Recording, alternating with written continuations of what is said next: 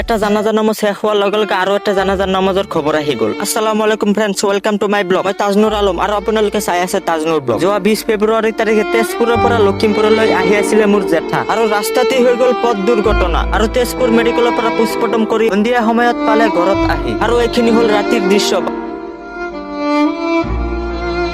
বাওঁফালৰ ভৰি একেবাৰে কাটি গৈছে, আৰু মোৰ জেঠায়েকৰ মৃত্যু জান্নাতি মৃত্যু বুলি ক'ব পাৰি, কিয়নো ৰমজান মাহৰ প্ৰথম শুক্ৰবাৰৰ জুম্মাৰ নামাজৰ আগতে মৃত্যুবৰণ হোৱা এটি ভাল লক্ষণ। কিন্তু দুখৰ বিষয় এইটো, বহুত কষ্ট পাই হৈছে মৃত্যু। আৰু এতিয়া হ'ল ৰাতিপুৱা, আমি ওলাইছো জেঠাক চাবলৈ, আৰু এইখিনি হ'ল আমাৰ লখিমপুৰ জিলাৰ ফুকনদলনি গাঁৱৰ এটি বেয়া খবৰ।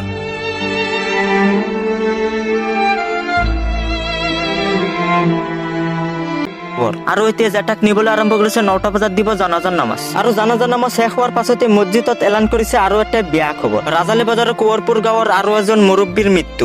আজিৰ দিনটো আছিলে বহুত দুখ লগা এটি বিষয়, কিয়নো একেদিনে আছিলে দুটা জানাজাৰ নামাজ। এটা আছিলে ৰাতিপুৱা 9টা বজাত আৰু এটা বিয়লিত 4টা বজাত।